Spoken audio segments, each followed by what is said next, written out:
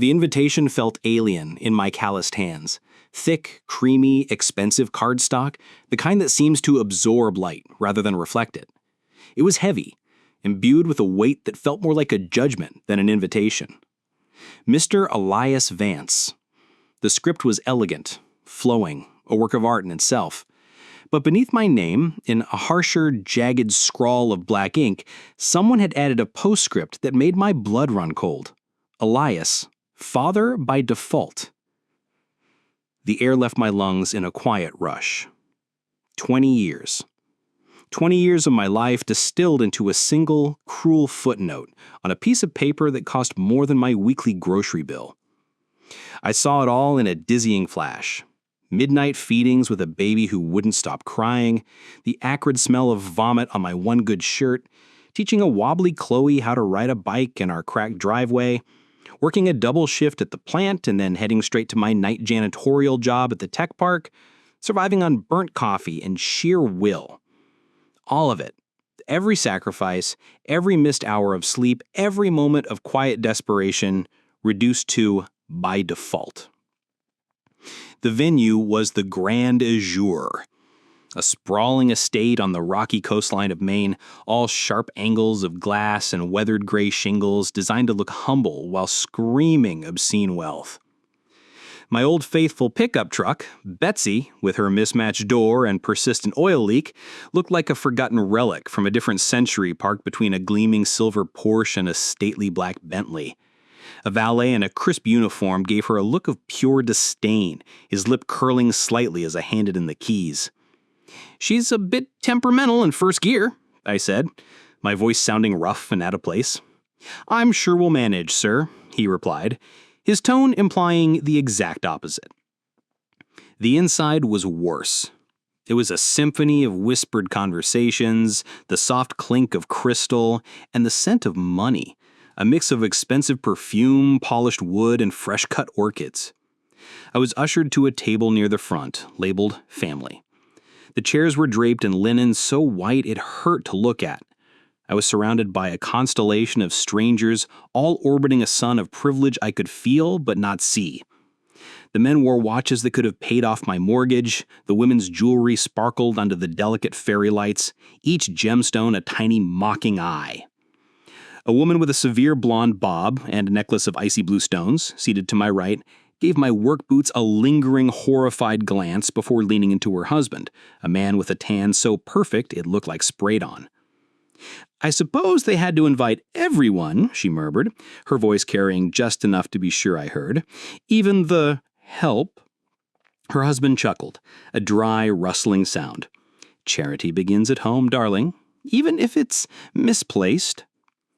Across the table, a younger man in a vest that looked like it was woven from metallic thread didn't bother to hide his smirk as I picked up my name card and stared at the damning words for a beat too long. I felt like a zoo animal on display, a curious specimen of the lower class brought in for their amusement. My rented suit, which had felt stiff and respectable an hour ago, now felt like a cheap costume. A lanky young man with carefully disheveled hair 2 seats down snorted into his champagne flute and said to his date, "I guess they really had to include the groundskeeper." I didn't say a word. The heat of a lifetime of slights, of being looked down upon, of working myself to the bone only to be seen as lesser, rose in my chest. But this was different. This was about Chloe. This was her day. I would not make a scene. Slowly, deliberately, I pushed the heavy chair back from the table. The legs scraped softly on the stone terrace. I just needed air. I needed to get out of this gilded cage. I stood and turned, and there she was. Chloe. My Chloe. But not my little girl anymore. A vision in ivory silk, her auburn hair swept into an intricate cascade of curls, her smile radiant as she stood with her new in-laws. They were laughing, toasting, a perfect picture of bliss. She looked so happy, so effortlessly a part of this world. A cold dread settled in my stomach. Maybe they were right. Maybe I was the default, an obligation from a past life she had gracefully outgrown. Perhaps the chapter of her life that featured me, Elias Vance, the janitor, had quietly ended, and I was the only one who hadn't received the memo. That thought was a physical pain. I turned away, my vision blurring. I wouldn't cry here. I wouldn't give them the satisfaction. I took a step towards the exit, then another, my boots feeling like they were made of lead. That's when the music died. A microphone screeched with feedback, slicing through the polite chatter. The room fell into a stunned silence. I turned back. Chloe was standing in the center of the dance floor, her champagne flute discarded, her heels kicked off. She was holding her fiancé Julian Torn's hand, but it wasn't a gentle hold. It was a grip. Her knuckles were white. "We're done," her voice rang out, clear and steady, amplified for everyone to hear. It wasn't loud, but it was absolute. "This is over." A nervous titter ran through the crowd. A joke. It had to be a joke. It wasn't. She dropped Julian's hand as if it were something foul. She stepped off the raised dance floor, ignoring his stunned, sputtering protests, and walked straight toward me. The crowd parted for her like the Red Sea. Her gaze was locked on mine, fierce and unwavering. She reached me and grabbed my arm. Her grip was surprisingly strong. "Let's go, Dad. We're not staying." "Chloe, what in God's name?" I started, my voice a hoarse whisper. "I'll explain in the car. Trust me." And just like that, she led the way. We marched straight through the heart of that opulent wedding, past gaping guests, horrified bridesmaids, and a florid-faced Mr. Alistair Thorne, Julian's father. No one moved to stop us. My daughter, in her wedding dress, a titan of resolve, and me, her bewildered father, walking out of a fairy tale and into the unknown. The first 40 minutes of the drive were shrouded in a heavy silence, broken only by the hum of the road, the soft rustle of Chloe's silk dress, and the faint tap of her bare feet on the pedals. The wedding playlist, some ethereal orchestral nonsense, kept looping from her phone through the car speakers. I reached over and turned it off. She didn't object. She took the exit for our hometown of Rockhaven without needing directions. My house, our house, waited at the end of a quiet street, a modest single-story ranch with a sagging porch swing and a lawn that was more clover than grass. But it was paid for. I'd kept the lights on and the roof over our heads for 2 decades. It was home. She pulled up to the curb and killed the engine. For a long moment, she didn't move, her hand still gripping steering wheel, her gaze fixed on the familiar front door. Finally, she let out a long, slow breath, the kind that carries the weight of the world, and looked at me. The fierce mask she'd worn at the wedding had softened into something more complex. Anger, yes, but also a profound exhaustion. I saw the card last night at the rehearsal dinner. It was already on the table. I stared at her, the pieces beginning to click into a terrifying puzzle. "And you still went through with today? You let that happen?" "I had to be sure," she said, her eyes meeting mine. There was no apology in them, only grim certainty.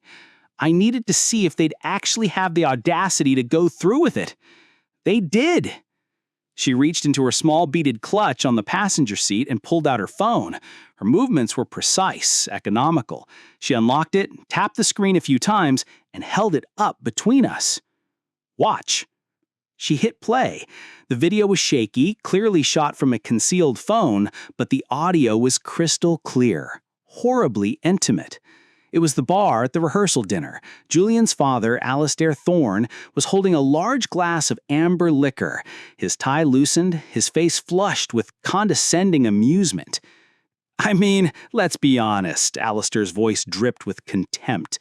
"The man's a glorified handyman, isn't he? I pulled up his property on the satellite view. The place is practically a teardown." A male voice off camera chuckled in agreement. Then a woman's voice, sharp and refined, Eleanor Thorne, Julian's mother, chimed in. "Now, Alistair, don't be unkind. He's a janitor, not a handyman. Let's use his proper title." The laughter that followed was colder, crueler.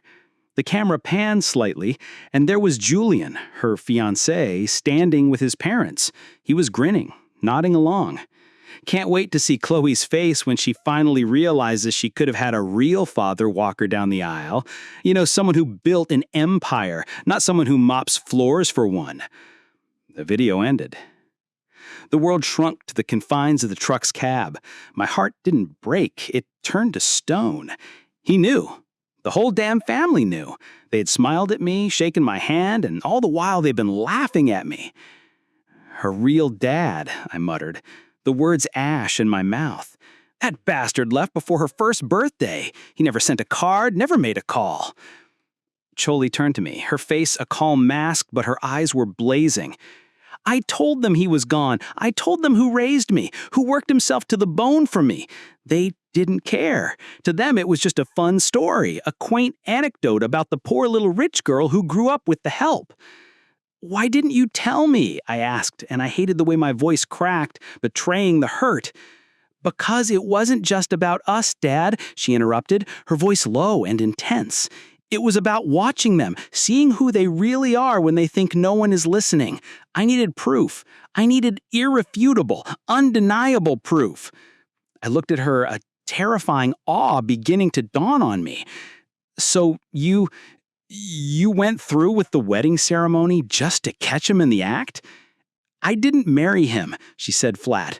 I leaned over, popped open the glove compartment, and pulled out a folded manila envelope. She dropped it on my lap. It was heavier than it looked. I fumbled with the envelope, pulling out a thick packet of paper, legal filings, notarized letters, timestamps. It was all in her name, a labyrinth of legal protection. You had a lawyer? I've had a lawyer since February, Fletcher and Sons, the best corporate litigators in the state. I shook my head, trying to process the scale of it. How long have you been planning this, Chol? She looked at me then. Really looked at me. As if I'd asked what color the sky was. Since I started building something worth protecting. I frowned, confused. What do you mean? She took her phone back, tapped the screen a few more times, and turned it to me again. This time, it showed a sleek, professional website. The header read, Ethereum Innovations, Bio-Integrated Nanotech for Neurological Diagnostics. There was her picture, the one I thought she'd taken for a professional conference last year. Underneath it, her title, co-founder and CEO. That's your company? I stammered. I'm a co-founder. We closed our Series C funding round 3 months ago. The valuation is just north of $90 million. I'd blinked. The number not quite computing. $90 million. My daughter, who I'd taught to solder circuit boards on our kitchen table, was the CEO of a company worth $90 million. And I'd had no idea. You never told me, I whispered. She shrugged, a small, weary gesture. I didn't want to jinx it. And more importantly, I didn't want them thinking for a second that I was there for their money. I wanted them to think that they were marrying down, that they were elevating me. A cold smile touched her lips. They thought they were marrying a bright, pretty PhD with good genes and no family money. A project. I turned to her, the pieces finally snapping into a horrifying, brilliant picture. You let them think that. Damn right I did. She opened the car door and stepped out, her bare feet crunching on the gravel driveway. I followed, my legs feeling unsteady. Inside, the house smelled the same as always, of lemon polish, old books, and the faint, comforting scent of home. She dropped her clutch on the small table by the door, kicked off her non-existent shoes, and walked straight to the kitchen. She opened a fridge and pulled out 2 bottles of beer, just like she'd done 1,000 times after school. The normalcy of it was jarring. And just like that, I realized something with the force of a physical blow. She had never left. Not really. Not the part of her that mattered. She slid one beer across the worn wooden table toward me, then sat down and started methodically peeling the label of her own. Her movements were calm, but her eyes were like flint, sharp and focused. She took a long sip, then reached down into the small overnight bag she'd brought and pulled out another manila envelope. This one was thicker, heavier. It landed on the table with a definitive thump. "Open it," she said. I did. Inside were stock certificates, legal agreements, purchase records, a forest of dense financial jargon. The name on the top document was Wintercrest Holdings.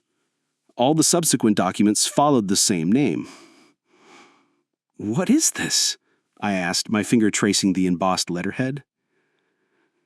She leaned forward, her elbows on the table. "That's my holding company.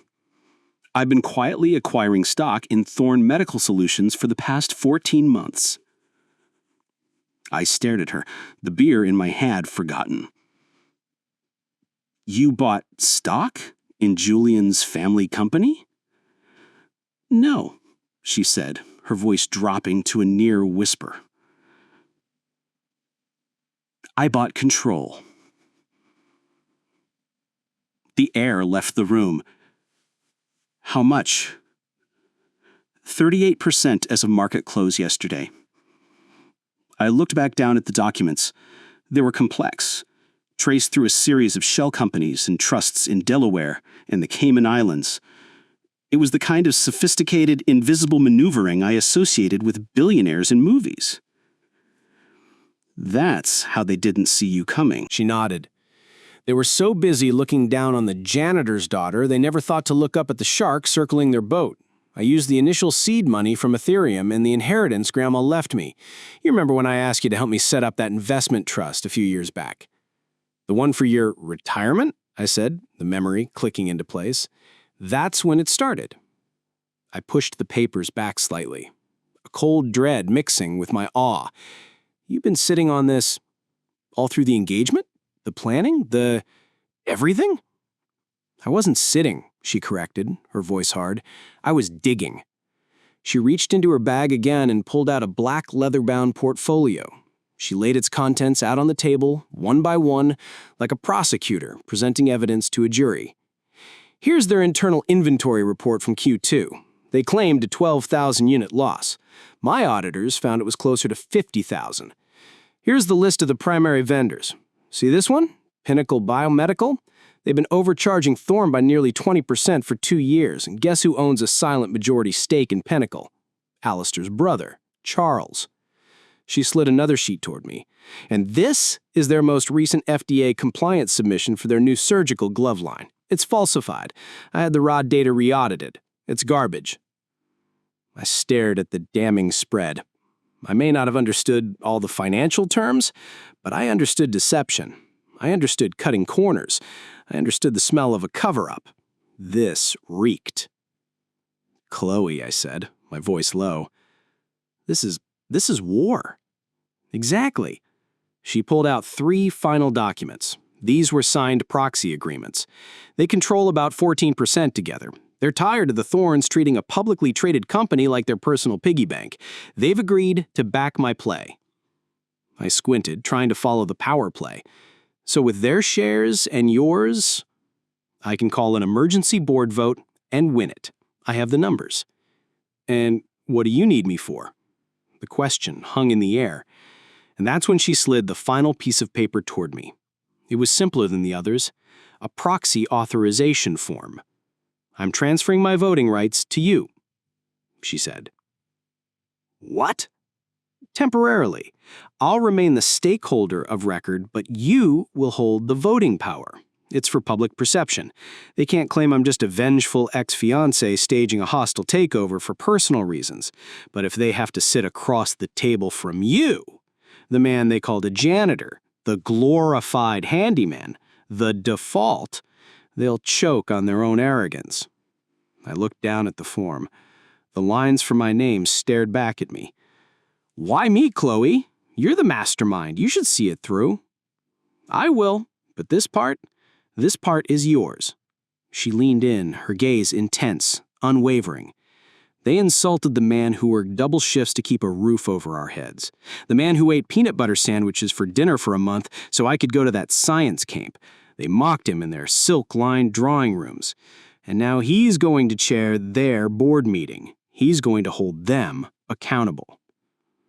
I didn't move.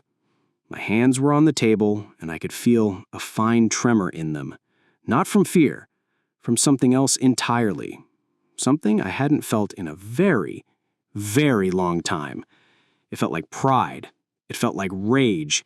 It felt like justice. "You really want me sitting at that table?" I asked, my voice rough. "You want me at the head of it." Her eyes were like steel. "Are you sure about this?" She smiled then, not the smile of my daughter, but the smile of a brilliant, ruthless strategist. I've never been more sure of anything in my life. I picked up the pen she offered me. It was heavy, cold metal. I uncapped it and signed my name on the dotted line. Elias Vance. The ink looked black and final. She took the form, checked it, and slid it into her portfolio with a satisfied nod. "The meeting is Thursday. Be ready." "I don't own a suit that's appropriate for that," I said, a sudden pang of insecurity hitting me. "You will," she said, finishing her beer. She stood up, tossed the empty bottle into the recycling bin with a clink, and walked down the hall to her old bedroom like it was any other night. Like it was any other night. I stayed at the kitchen table, my hands flat on the wood, surrounded by the evidence of my daughter's silent war. My little girl hadn't needed me to rescue her. She had come back with a meticulously crafted plan to burn their entire world to the ground, and she had just handed me the match. Thursday morning, Chloe tossed a suit bag on my bed. "Don't argue, just put it on." Inside was a charcoal gray suit of a wool so fine it felt like water. It was tailored, and when I put it on, it fit in a way no clothing of mine ever had. It didn't disguise me, it transformed me. The shoes were polished oxholds that felt like walking on bricks. When I looked in the mirror, I didn't see Elias Vance, the maintenance man. I saw a man who was about to become someone's worst nightmare. We arrived at the gleaming steel and glass tower that housed Thorne Medical Solutions at 9:04 a.m. The board meeting had started 4 minutes prior. Chloe didn't hesitate. She pushed open the heavy oak doors to the boardroom as if she owned the building. Head swiveled, 12 faces around a vast expanse of polished mahogany. Crystal water pitchers gleamed under the soft recessed lighting. Alistair Thorne sat at the head of the table, a king on his throne. He stood up, his face purpling with outrage. "What is the meaning of this? This is a closed executive session. You have no right to be here." "I am an executive shareholder," Chloe stated, her voice cool and cutting through the tension. "As is my proxy." She gestured to me. Alistair's laugh was a short, harsh bark. "This is a pathetic bluff." Without a word, Chloe opened her briefcase and extracted a single document. She placed it on the table in front of him. "Filed and verified by the corporate secretary on Monday. You were copied. Read the bylaws, Alistair." A woman near the end of the table, sharp-eyed, with a no-nonsense silver bob, spoke up. "It's valid, Alistair. I saw the notice." This was Eleanor Carter, one of the minority shareholders Chloe had enlisted. Alistair sank into his chair, his jaw working silently. Chloe addressed the room. "I'd like to table new business, an emergency vote on the following agenda items: breach of fiduciary duty, financial misconduct, and negligent governance." A wave of unease passed through the room. Alistair found his voice again, sneering. "You think you can just waltz in here and stage a coup?" "I don't think," Chloe said, her voice dropping to a deadly calm. "I know." She began passing out copies of the documents from my kitchen table. The evidence of vendor fraud with Pinnacle Biomedical, the falsified inventory reports, the damning FDA audit. The room erupted into a chorus of rustling papers and sharp intakes of breath. A man with a florid face wiped his brow with a handkerchief. Another began frantically flipping through the pages. "This is libelous, baseless," Alistair shouted, though his voice lacked its earlier conviction. "Then vote for a full, independent audit. Let's see." He stood again, appealing to the room. "This company has been in my family for generations. We built it from nothing. Your legacy ended the moment you started treating this company like your personal ATM. You didn't build it. You're bleeding it dry." Julian, who had been silent and pale, finally spoke. "Chloe, please, let's talk about this.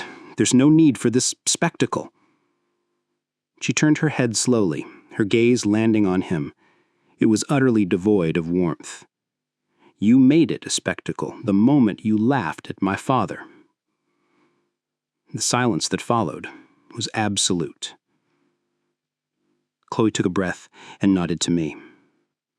"My proxy, Elias Vance, will now call the vote with the support of shareholders Eleanor Carter, Joseph Prado, and Benji Wright."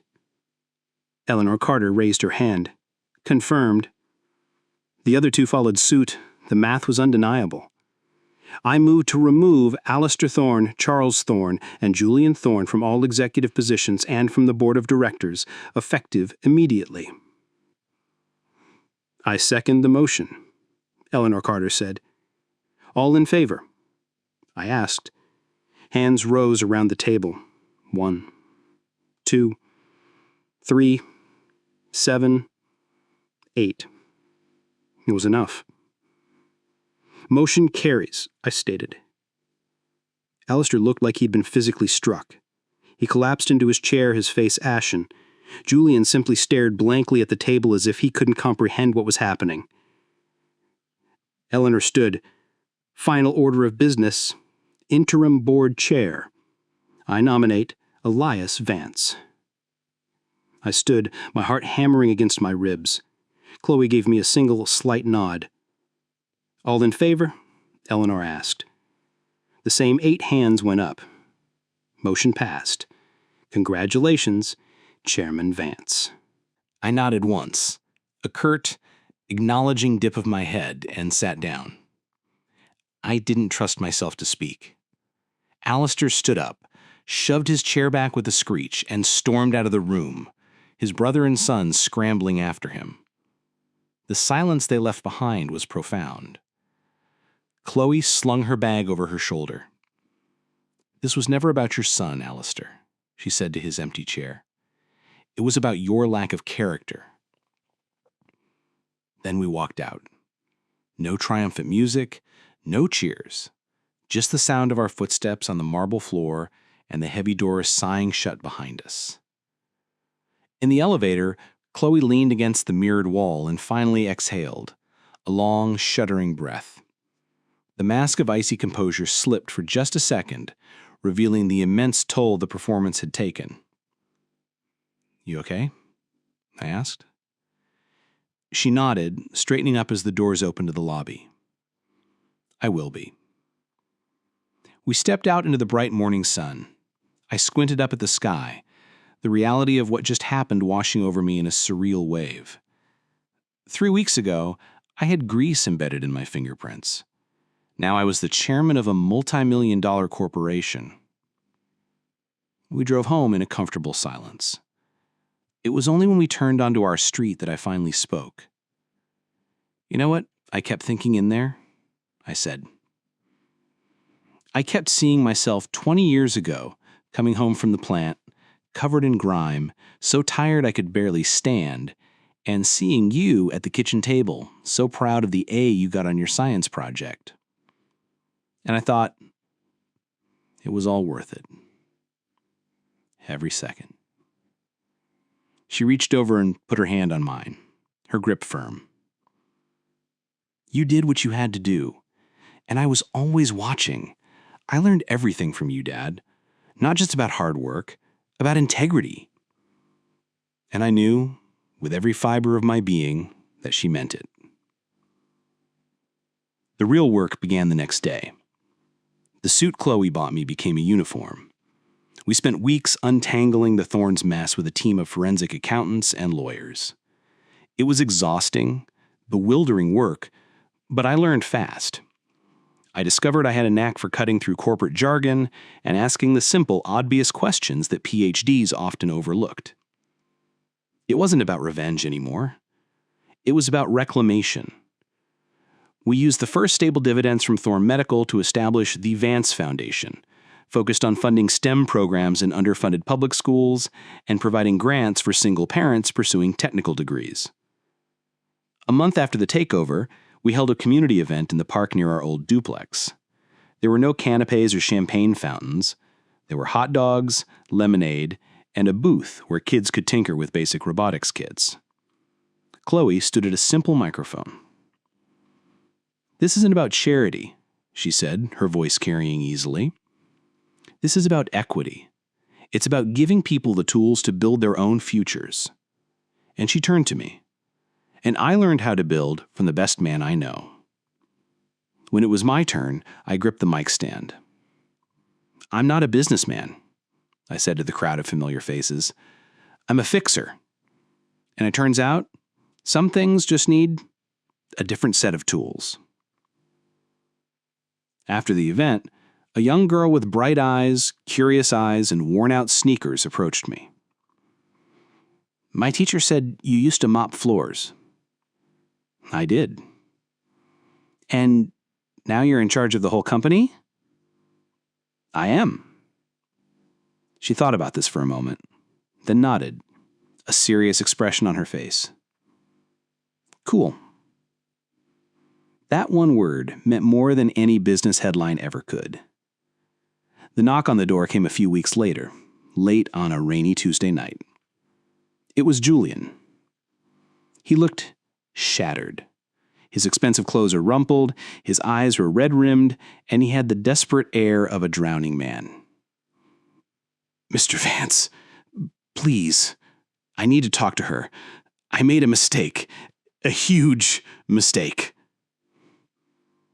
I didn't let him pass the threshold. "You didn't make a mistake, Julian. You revealed your character. There's a difference." "I was wrong. I was stupid. I was trying to impress my father." "And in doing so, you showed my daughter exactly who you are. I suggest you believe the same." Chloe appeared behind me then, calm and composed in her sweatpants and hoodie.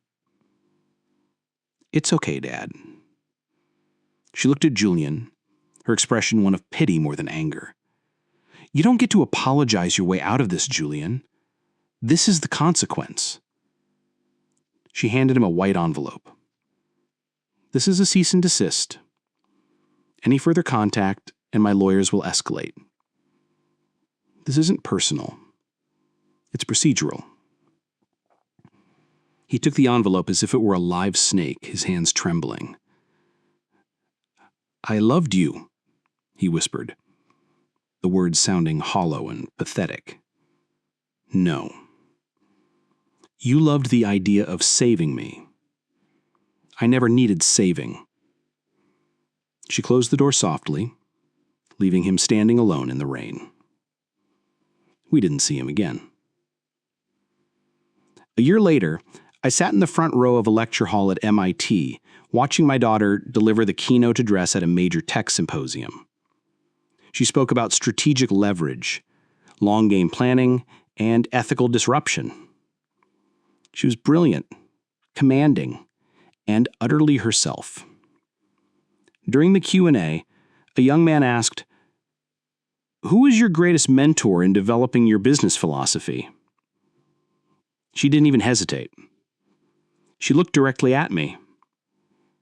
"I learned the value of a thing, whether it's a part, a principle, or a person, from a man who never owned a suit until he was 50 years old.